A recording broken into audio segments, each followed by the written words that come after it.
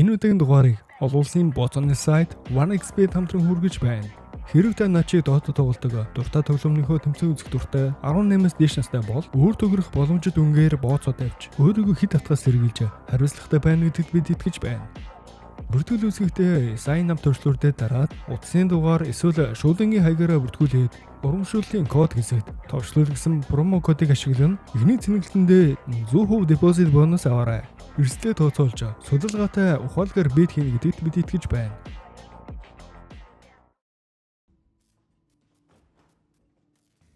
Энэ удаагийн дугаартаа Индонезийн тулаанд маш сонирхолтой Netflix дээр сайхан гарсан The Shadow Strays үзэхэд үнэхээр урамтай кино та бүхэндээ ярьж өгөхөөр бэлтлээ. Хэрвээ та сав дараагүй байгаа бол яг одоо сав дарж бидний дэмжээрэй. За тэгэхээр кино маань маш өндөр хамгаалалттай Японы Yakuza Awesome бүлэглэлийн босс өргөөндөө залгарч байхад нь маш өндөр чадварлаг код 13 гэх алуурчин нинжа нууцаар орж ирэн толгойг нь тасалснаар бүлэглэлийн гишүүдэн болон хамгаалагчд нь түндэ тулалдаж манай код 13 бүгдийг нь цааш харуулна. Тулааны хэсгүүд нь үнэхээр үзэхэд урамтай байсан ч яг тулалдаж байгаа хэсгийг нь хасаад орууллаа. Код 13 самсргүйгээр гэмзэмгүй эмэгтэйг буудан хөнөөх бөгөөд энүүд анхаарлаа алдах үед түүнийг буудаж шархтуулнаа. Энэ үед түүний удирдагч Умбра ирж толгойлогчийг нь хөнөөн бүгдийг нь цааш харуулна. Даалгавар амжилттай дуусаж код 13-ыг анхаарлаа алдсан боломжгүй байсан зэмлэж цэвэрлэгээний баг ирж тэднийг авч явна. Тэд болоод Shadow гэх тусгай захиалгаар үйл ажиллагаа явуулдаг олон улсын маш нууц байгууллагын тусгай бэлтгэгдсэн алуурчин нинжа нар юм. Японд их томилтын үеэр код 13-ыг алдаа гаргасан тул Индонез рүү буцааны явуулж ажиллагаанд явж явахгүй байхаар шийдвэрлснээр Жакарта руу ниснэ. Үйл явдал код 13 ээжигээ зүүдэлж хар дарж зүүдэлж байгаагаар Жакартад сэрэх бөгөөд эмээ уун тайвширч дараачийн даалгавар хэргийг хүлээсэн ирэл. Код 13-ын байрлага аюулгүй байшингийн ойролцоо амьдардаг 11 настай Монжи хүү болон түүний ээж Асти нартай тааралдана. Асти хүний наймаач нь Moonrise клубын эзэн Хагагийн доор ажилладаг. Нэгэн шөнө Хага болон түүний хүмүүс Монжи болон түүний ээж рүү дайрч хүчирхийлж бүг код 13 харсан боловч хөндлөнгөөс оролцсонгүй. Маргааш өглөө Монжигийн ээж тунгаа хэтрүүлэн хэрэглэсний улмаас нас барсан байхыг олж Монжид цагдаагийн мөрдөгч Парасиот түүний Пагиг дуудаад ивчи. Паги түүн туслана. Одоо бие авч явах цаг ирлээ гэж захина. 2-7 хоногоос илүү хугацаанд зааварчилгаа аваагүй код 13 50 бус болж түүнд зөвлөсөн тайвшруулах хэмээг хэрэглэхэ болж эхлэв. Тэр өрөө ээжийнхээ өшөөг авахыг хүссэн Монжидо таарж хамт хооллон түүнтэй нэлээд дотн болно. Код 13 ч ээжигээ багтаа алдсан тул Монжид хэцүү байгааг ойлгож түүнийг тайвшруулахын тулд Астигийн булшинд аваачиж хэлэх гэсэн зүйлээ хэл. Ээж чинь чамайг сонсож байгаа гэснээр Монжи үйлж эхлээд ээжигээ маш их санаж байгаагаа хуваалцсан.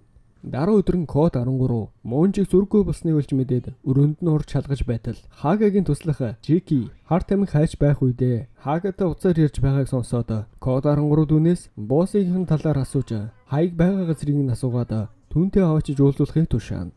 Анхаар хөнгөө болсон Монжиг Хаг л хулгалсан байх гэж үзэн түүнийг Хаг руу аваачиж өгөхийг тушаасан ч Жеки Хаг хаан байгааг мэдэхгүй. Харин түүнийг хаан байгааг мэдэх хүнтэй уулзуулъя гэд код 13-ыг Moonrise руу аваачна. Жеки тайлбарлахдаа Хага болон түүний эгч Сория авилгалд идэгдсэн цагта Пагинаар холбоот нь тэдний гэмт хэргийн бүлэглэлийн нэг хэсэг гэж тайлбарлав.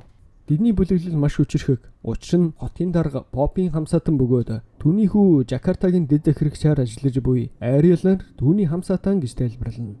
Энэ үед Moonrise дээр Сория хар тамхины эзэн Кабилтай уулзсан хар тамхины 8 хийхээ төлөвлөж байлаа. Жеки код 13-тай хамт Moonrise дээр ирж Сориатай уулзсан мансуурлах бодисоо өгөөд түүнийг Хагад бэлэгтээ ирсэн гэд түүндээ уулзгаар болно. Жек Сори хоёр Хагатай уулзсан бараагийн шалгах хооронд код 13 хяналтын камерыг шалгана. Монжиг өмнөх шөнө Moonrise дээр ирж Паги болон Хага нарт хулгайлагдсныг олж мэдэв. Хагагийн хүмүүс түүнийг барихаар ирэхэд код 13 тэдний хөнөөж Зориг цохиж унгаагаад ухаан алдуулна. Ингээд Хагатай нүр тулж уулзна. Монжиг хаан байгааг асууна. Хагач чи хин юм бэ гэдэл тэд тулалдаж эхлэв. Гинтэл код 13 контрол алдана. Эргэн тойрныхоо хүмүүсийг бүгдийг ална. Түүний хинт зогсож дийлсэнгүй. Тулалдааны улмаас цагдаа нар ирэхэд Жеки код 13-ыг авч зүгтаана. Код 13-ч түүнийг өнөөшөө гэртээ очвол маш аюултай байх болно гэж анхааруулсан ч Жеки түүнийг сонссонгүй. Энэ үед Камбожид Умбрад ерөөс өгсөн даалгаврын дагуу байнуудаа устгах үед тэднийг нинжа нар болохыг олж мэднэ. Өмнө нь хамт ажиллаж байсан Волвертай тулалдана. Умбра Волверыг ялсан ч алсангүй. Учир нь Волвер жимсэн болсноо хэлэхэд Умбра түүнийг зүгтаалах хэдий ч түүний хамтрагч шар нинжа Торойкотой таарч Торойкоч Волверыг хөнөв. Тэд нинжа болоход татгалзаж амьдралаа бодохоор шийдсэн ч аюулгүйнүүднээс тэдний хөнөөх болсныг олж мэдээд Умбра их л бодлогшрон. Цагдаагийн дарга Паги хотын дэд захирагч Ариэлаас Хагагийн үхлийг сонсоод маш их гашуудаж өшөөгөө авахаар код 13-ыг хайж эхлэв.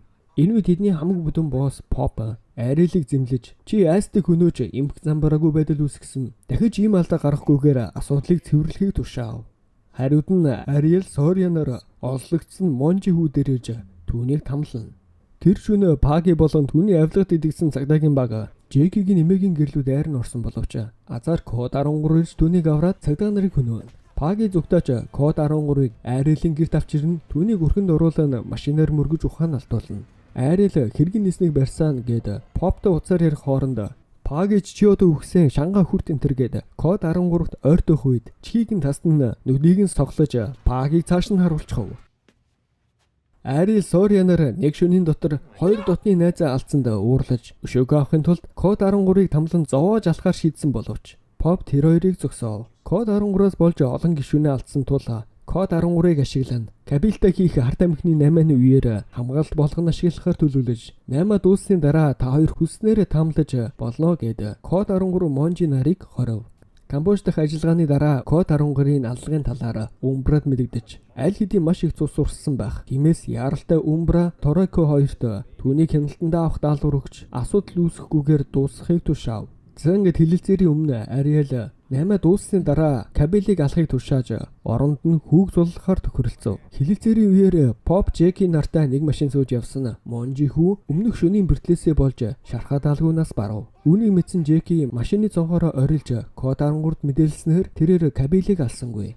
Өөрийг нь алахаар санаархсанд Кабил уурлаж тэдний бүгдийн хөнөөхийг тушаав. Жеки сууж явсан машинаа асааж Кабилийн хүмүүс рүү дайрнаа. Тулалдааны үеэр Кабил өөрийн хүмүүст галны ихийг тушааснаар Поп, Кабил болон Кабилийн бүх хүмүүс амиа алдсан асар том буудалцаан болов. Буудалцааны үеийг ашиглан код 13 Ариэлийн хүмүүсийг устгаж, лэн тулалдсны эцэст Ариэлийг устгаж Монжиг нь өшөөг авав. Код 13 Монжигийн цогцыг аваад Жекитэй хамт явнаа. Тэднийг буцах замд Умбра Торойконоор код 13 болон Жекигийн машиныг мөргөснөөр тэд осолтон. Тэдний сэрхэд удирдагч код 13-ыг алахыг тушаасан ч Жеки код 13-ийн урдуур орж хамгаалах хэдийш удирдагч Жекиг шууд л буудаад хөнөөчихөв.